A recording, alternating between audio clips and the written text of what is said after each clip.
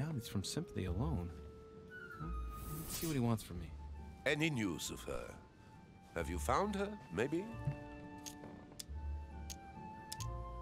To hear you speak, it sounds like you and my mother were close. Let's say I hold your mother in high esteem, yes. We were even planning to work together. That's what he was getting at. Did she tell you about our arrangement?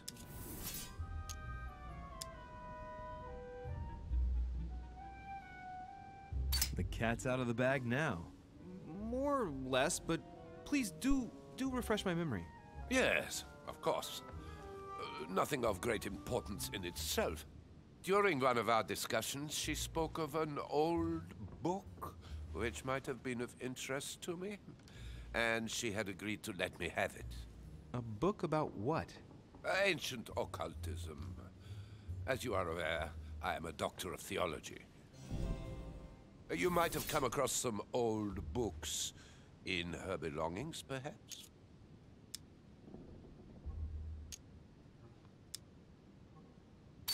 The least one can say is that he doesn't beat around the bush. Sarah never travels without a few books. What does the one you're looking for look like exactly? It resembles a grimoire. It's divided into 7 parts, each one individually locked. It was made in such a way that if someone tried to tamper with it, the sheets would be permanently tarnished. It's a unique copy. There's only one. The mere mention of it makes his face light up. Well, I'll take a closer look, but I can't promise you anything. You seem very upset. Is it so important to you, this book? Well, it's the search of a lifetime. What can I say? Every time I move closer to it, it seems to slip away at the last minute. I was very surprised to learn that your mother had it in her possession. I thought it was with a certain von Borchardt in Paris. Do you know him?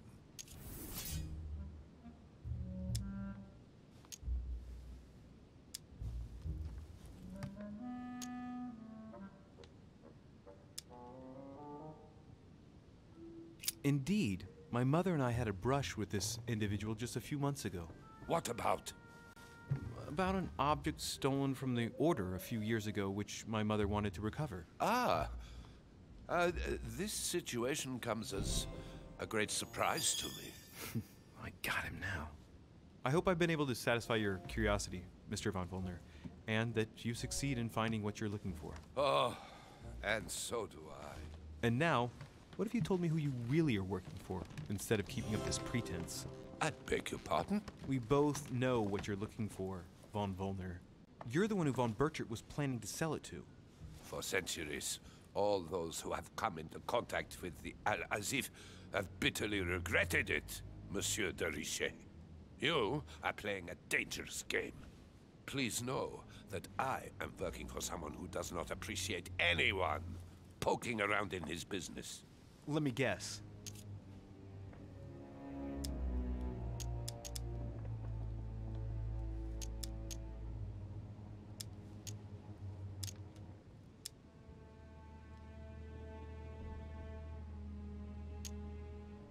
Your dear king, I should think. What? You mean Frederick William? Oh, my poor fellow. You are miles away. That stupid, pretentious puppet wields no real power. But seeing as you do not wish to be serious, so be it. Good luck to you. You better go and check out the painting in Lord Mortimer's study.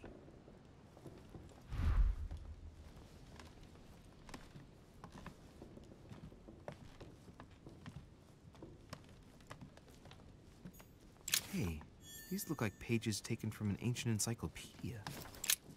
There's a pattern with 5 circles on this chest.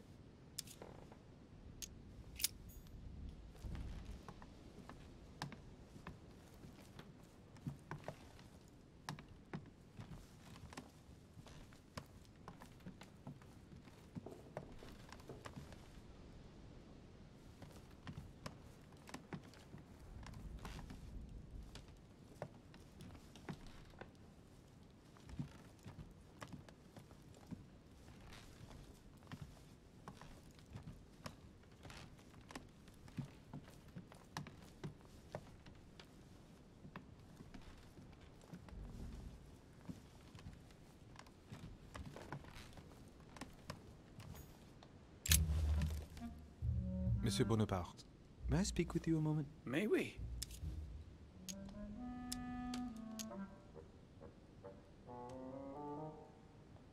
Would you have any more information about the conference Lord Mortimer spoke of?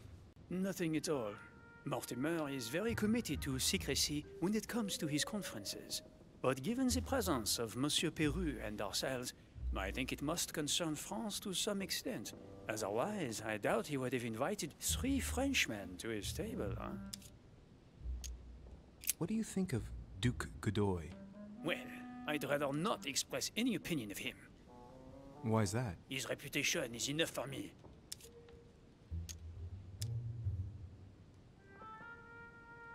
Meaning? This gentleman enjoys people talking about him for too many reasons. His undeserved titles, more than 10 in just 4 years, and each one more prestigious than the one before. You don't think he deserves them? If I had seen him on the battlefield, there might be some doubt. But that is not the case. The Queen would rather not risk losing him, so she consoles him with awards and titles. So you don't have a very positive opinion? His coveting French Catalonia does not encourage me to have one. I understand your point of view. Well, I'll be leaving you now. Shall we meet up again later? Wait, monsieur.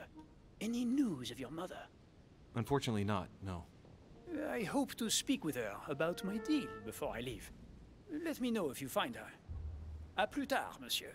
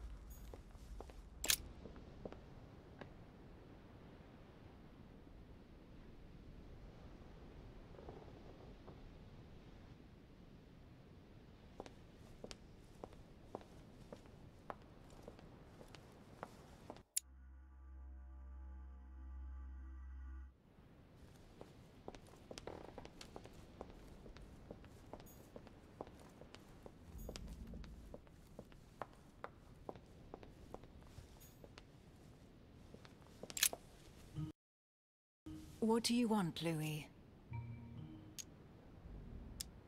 Emily, what can you tell me about the coming conference? Sir Gregory and Lord Mortimer organize this kind of high society meeting every so often in order to consider the world situation. But to what purpose? Well, by bringing together the most influential people from the dominant nations of the modern world, they allow the mighty to discuss matters with calm clarity. There are precedents of armistices being signed at the end of these talks, you know. Talking while holding a glass of brandy makes things easier. You'll see. What do you think of our last guest? Well, I never thought I would get the chance to meet that Hispanic Casanova in the flesh. His reputation is well known. The gentleman collects lovers, including, would you believe it, the Queen of Spain. I doubt that Lord Mortimer invited him for his charm, if you want my opinion. You're leaving me? Unfortunately, I have things to do. Thank you again, madam.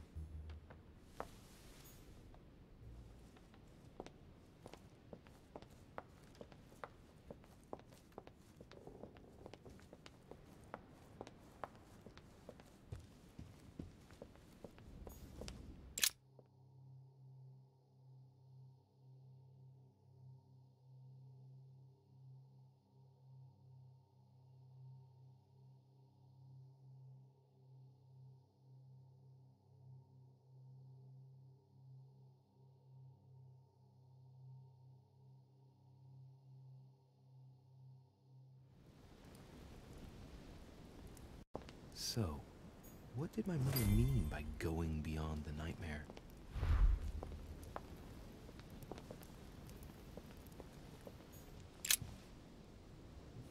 Which four-letter word could open this chest?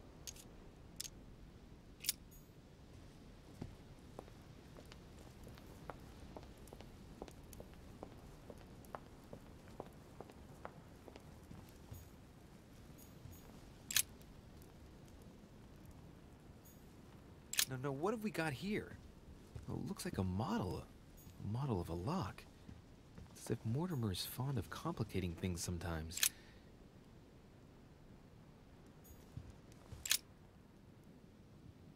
Let's take a closer look.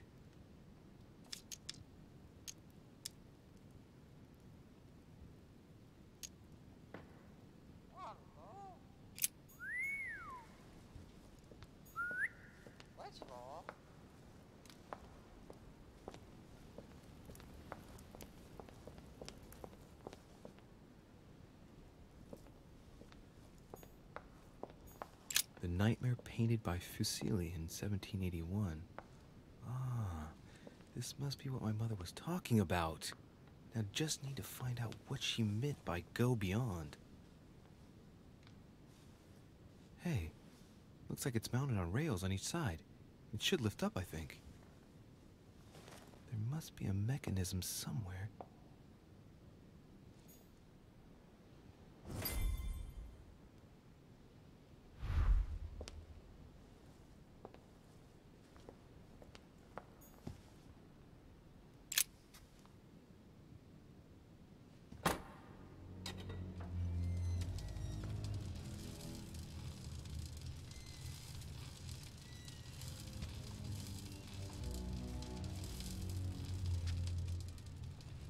Aha!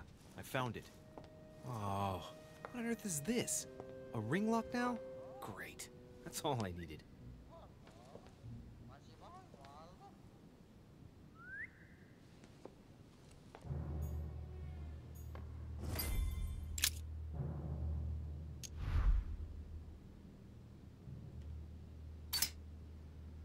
Looks like there's a marker on number 1 on the second roller.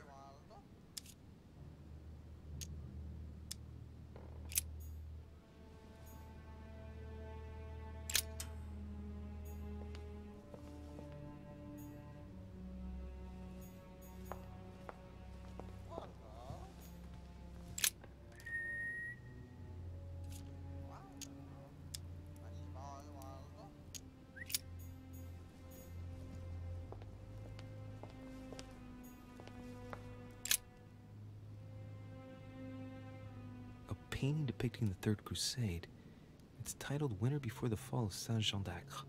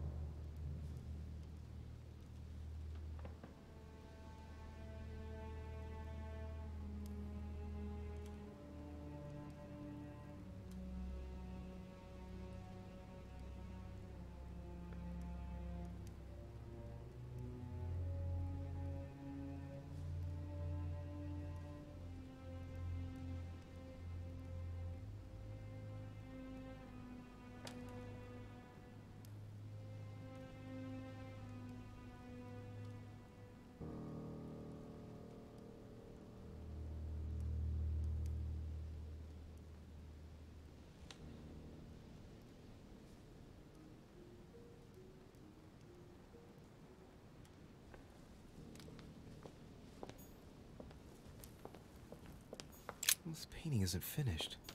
And it looks like Mortimer probably did it. History of the First Crusades by Pierre Amédée de la Salle.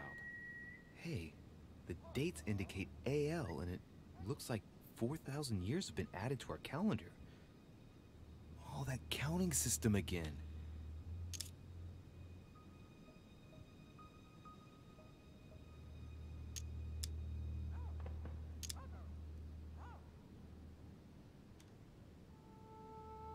The Crusades took place not long after the year 1000. Here all the dates say 5,000 and something. I'm guessing this dating system begins 4,000 years before the calendar that we use. Yet, I'm getting the feeling that there's something else, another small detail, but what is it?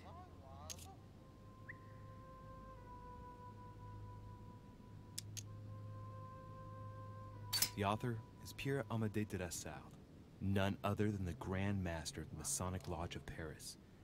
Now I understand why the dates are offset.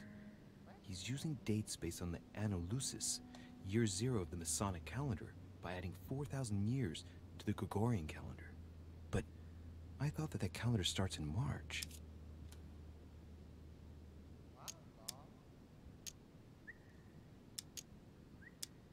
The famous call of Pope Urban II. 20 years after the capture of Jerusalem from the Arabs by the Turks, Urban II convened the council. He promises a plenary indulgence to Christians who go and get Jerusalem back from the Turks. The result, the Jewish community on the road to Jerusalem found itself persecuted for no reason. 12,000 Jews would perish, not to mention the massacre of Ma'ara, where acts of cannibalism by Frankish crusaders were reported, or even the capture of Jerusalem, where approximately 30,000 were left dead. It signaled the beginning of centuries of wars of religion. Or how Louis VII, King of France, eager to be pardoned for the death of thousands of innocent people in the fire of the Church of Vitry, convinces the Pope to authorize him to lead his own crusade. The result, in Germany, a new outburst of violence against the Jewish community, and a monumental fiasco by poor Louis VII, cuckolded by his wife's uncle. The famous call from Pope Gregory VIII in his Audita Tremendi Bull of 5,187. Oh, the crusade where Richard the Lionhearted distinguished himself. It states the first sea blockade of Saint-Jean d'Acre was broken in the 12th month of 5,190 AL, whereas the siege had been going on for 2 years.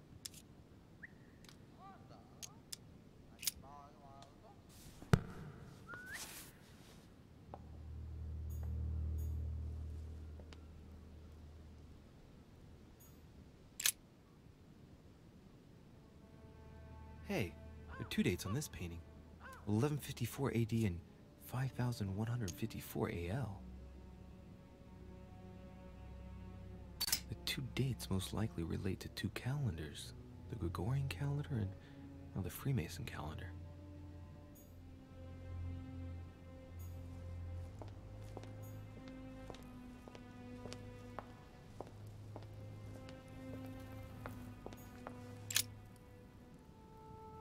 Coup de Lance by Paul Rubens.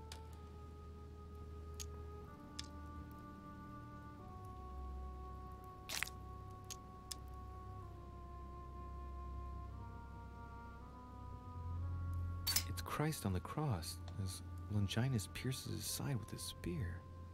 Rubens, he was a great painter.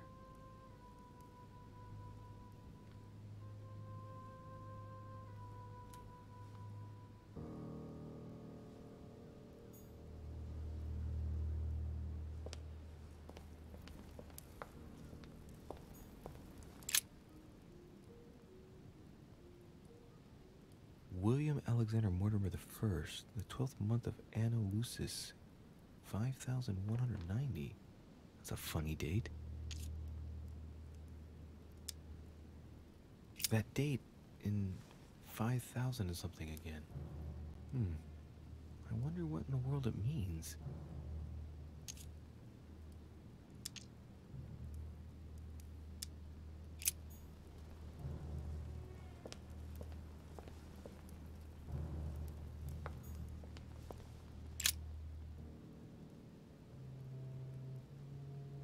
William Alexander Mortimer the First, the 12th month of Anna Lucis, 5190.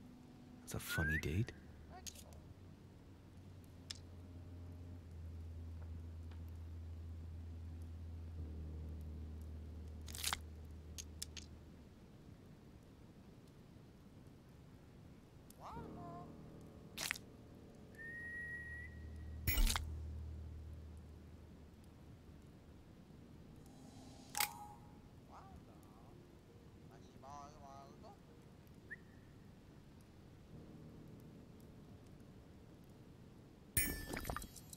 Dates calculated in Anna Lucis. The 12th month is February? So that makes it February 1191.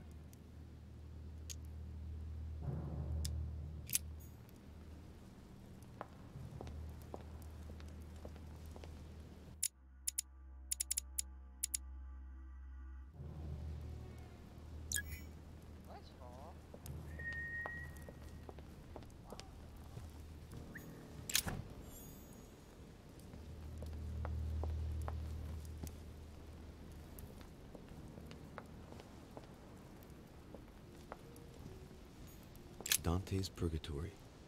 Why does your mind presume to flight when you're still like the imperfect grub, the worm before it's attained its final form?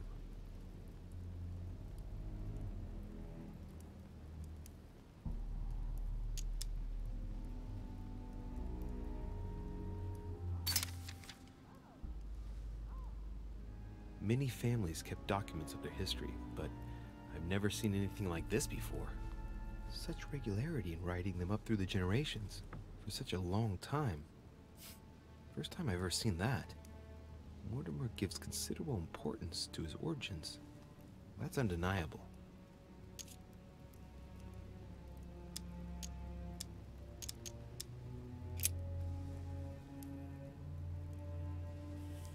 Well, well. History of the Mortimer lineage. Looks like his ancestors have always sought to improve society and have had an open attitude towards the arts.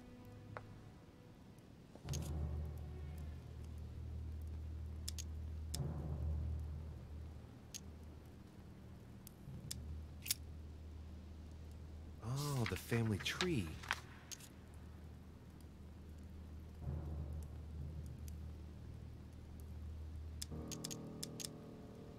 The first William Alexander Mortimer. He was born in 1131 and distinguished himself during the Third Crusade, during which he rubbed shoulders with Richard the Lionheart. He showed outstanding bravery during the siege of Saint-Jean d'Acre. He died in 1211 in the country of Westford at the age of 80. What longevity! Nice. Nothing is mentioned about his wife. The direct descendant of William Alexander Mortimer I was born in 1195 on his father's return from the crusade. Only son, more discreet than his father, it states that he was widely traveled. He produced only one descendant, named William Michael Mortimer.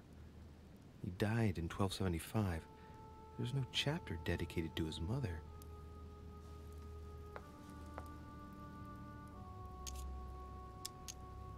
Lord William Alexander Mortimer, lover of the arts and the sciences, he took up politics at an early age. After rapidly becoming influential, he decides to retire from public life in order to organize conferences reserved for the elite with the aim of finding answers to world problems. Blah, blah, blah. He's also an only son, and the book doesn't mention any known descendant.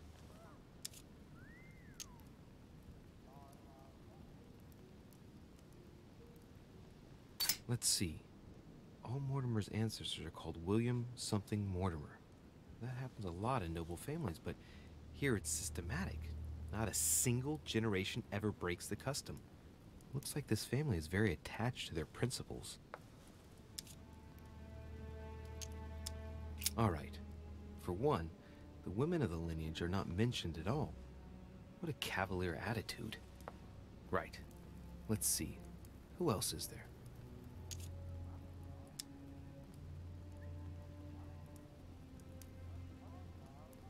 all the descendants are called William Mortimer. There have been only male descendants. All of them only sons. Strange. It was uncommon to have only one child in those days, let alone all only sons. How was that possible? It really makes you wonder if all those sons really are official descendants. I'm smelling something shady here. Only son, a descendant with a singular name. He also took a wife and had only one child, named William again. Another at random. William Mortimer again. Only son, him too. Born in 1573 and died in 1665. The Mortimers lived to a ripe old age, that's for sure. Discreet again. The summary states that he was an excellent merchant, and that towards the end of his life, he entered politics?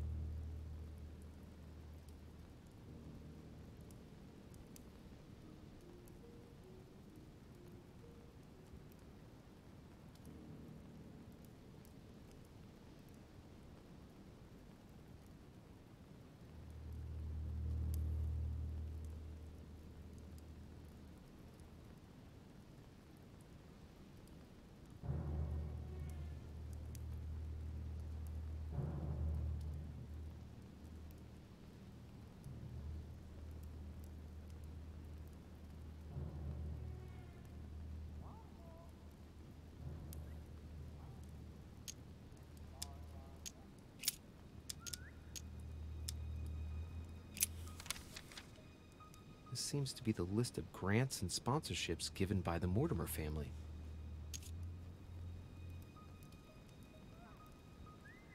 In 1645, the Mortimer family allocated a pension to be passed down the generations to the Nérac family from Bordeaux, ship owners and refiners from father to son, a family known for their expeditions to Africa and America.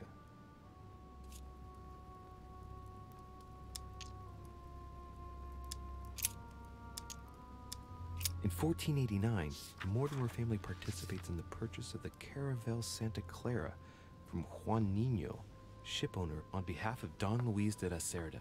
The vessel will be renamed La Niña. La Niña, yes! It's one of the 3 caravels of the expedition of Christopher Columbus. It enabled him to discover the Americas. Well, you can certainly say that grandfather had a flair for business.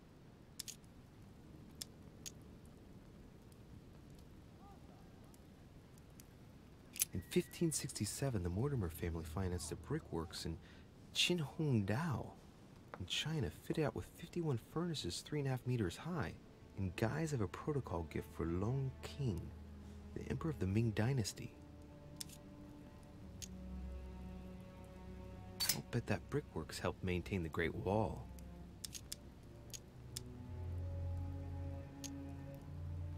From 1235 to 1280, the Mortimer family granted an annual pension to Albert the Great, Archbishop of Regensburg, in order to fund his research in the writing of De Mirabilibus Munci, books about the wonders of the world.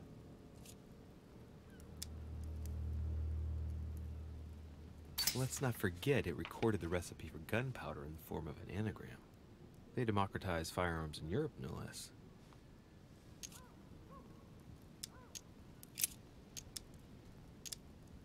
In 1550, the Mortimer family financed half of the construction of St. Basil's Cathedral in Moscow by way of protocol gift for Ivan IV Vasilievich, one of the most beautiful religious buildings ever built.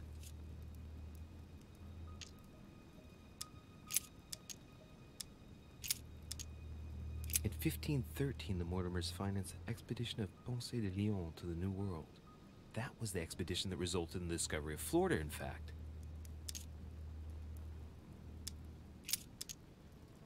In 1513, the Mortimers financed an expedition of Ponce de Leon to the New World. That was the expedition that resulted in the discovery of Florida, in fact.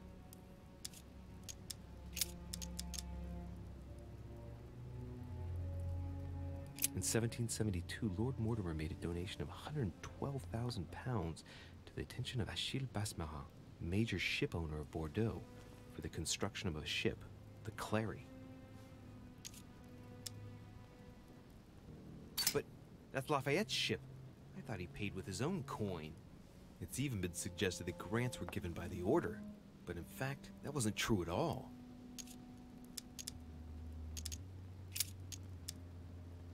From 1685 to 1720, the Mortimer family allocated an annual pension to Denis Papin for his brilliant works in pneumatics and hydraulics. That reminds me of spectacular experiments such as his first submarine, which didn't end all that well if I remember correctly.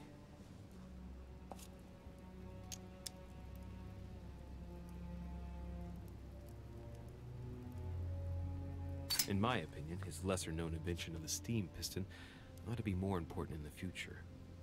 Well, that's strange. I thought he died in 1712.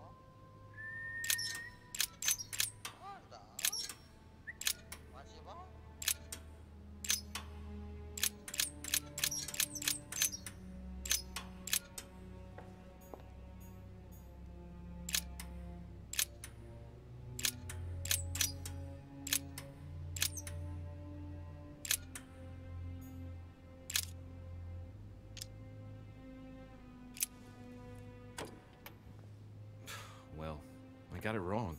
It doesn't matter.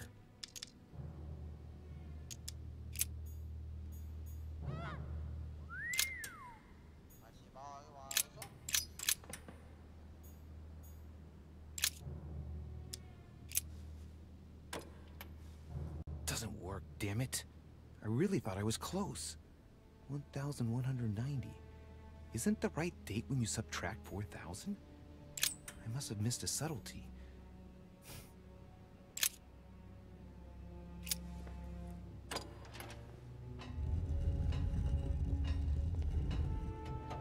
Open sesame.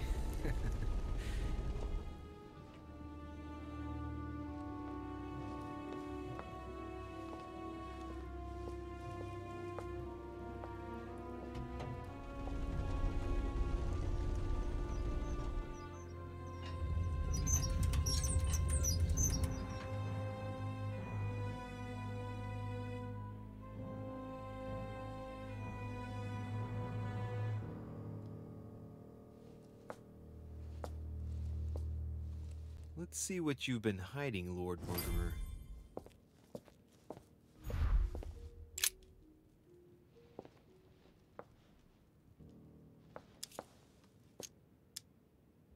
A fine-looking map of the Orient, indeed.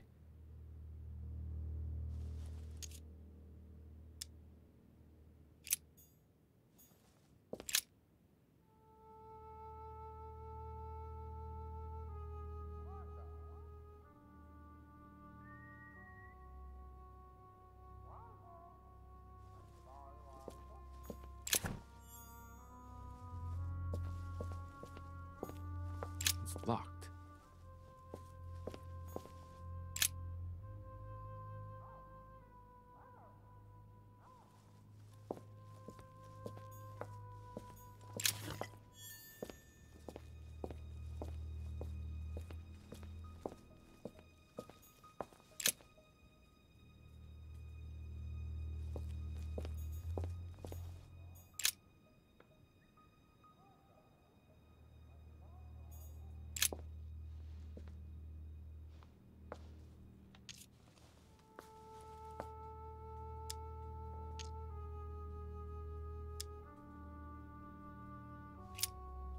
This shows the forces present in America.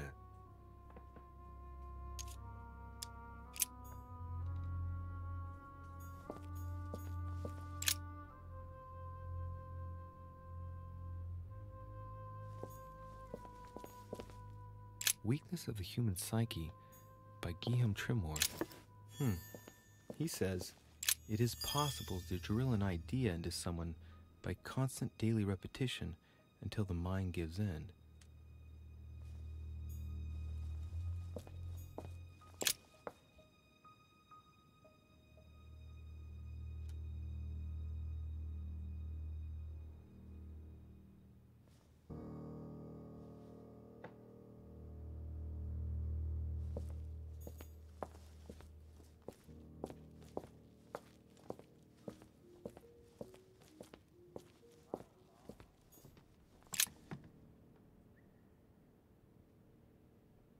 This is my mother's writing. I've picked up her trail. What is she up to? Obviously, she wants to lure Mortimer somewhere, but where? The only clue she's left for Mortimer is this stone sword. It must be intentional. It looks like a decorative sword, like from a statue, for example. And judging by the state of it, I'm guessing it's been left outside for a long time. I have absolutely got to find out where it came from.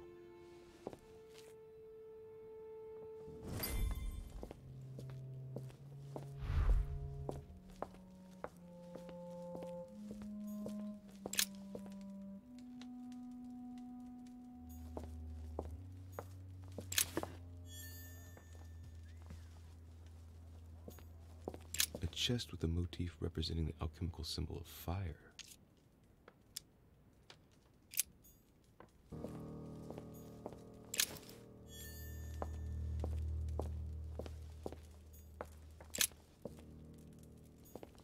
Light water will give me a little reprieve.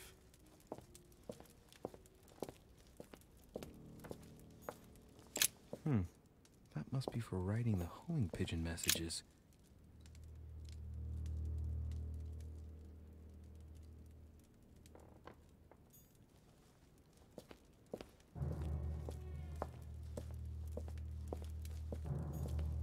Am I seeing things, or is that an actual von Leeuwenhoek microscope? Incredible. Mortimer really is at the cutting edge of science. Even at the Order, it took us ages to get one of those. 3 rusty old nails.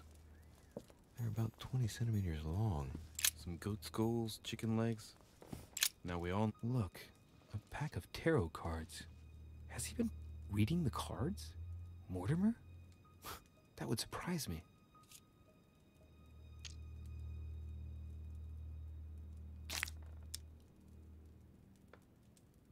It is a typical draw on a line that answers a specific question. To the left, temperance, that announces a reward for one who patiently waits before taking any action.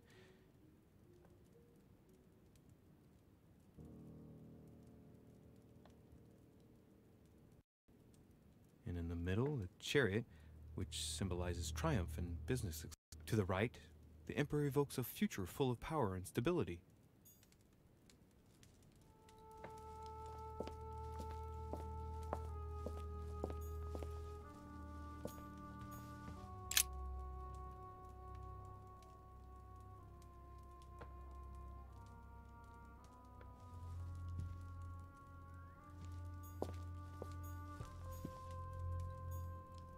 Some goat skulls, chicken legs.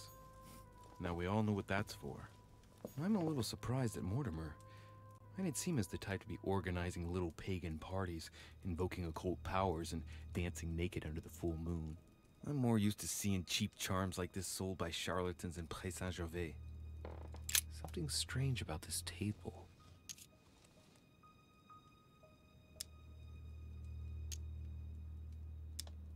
The Little Surgeon's Perfect Collection. What kind of experiments does Mortimer carry out here? It's a dissection table. So Mortimer does autopsies here on his desert island. But who is he doing autopsies on then?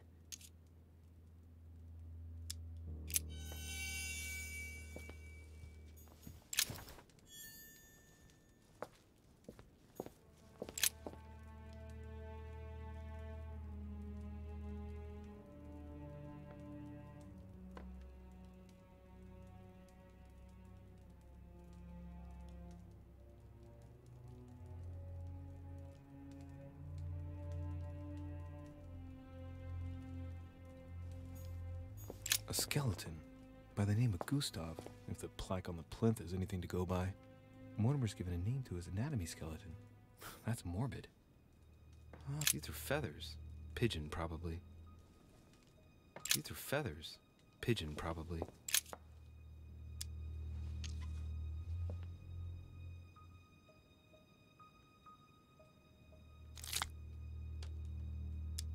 Looks like obsidian or onyx. Must weigh a ton.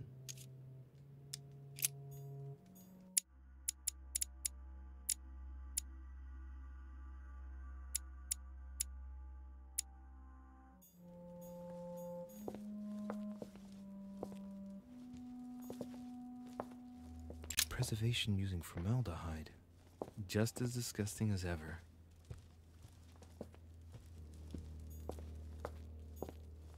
A table of alchemical elements. So, Lord Mortimer also studies alchemy? It seems like he's interested in everything.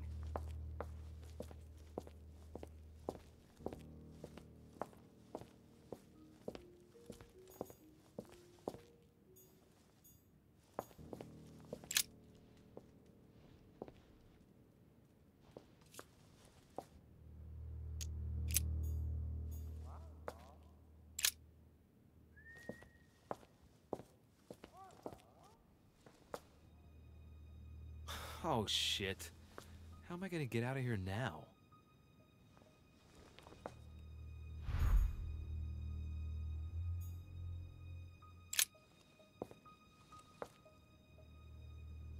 This looks like the same mechanism as the one on the other side.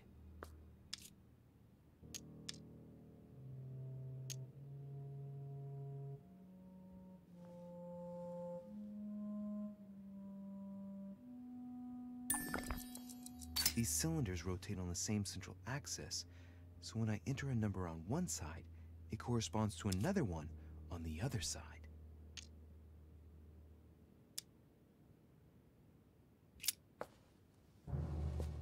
Looks like the same as the one on the other side.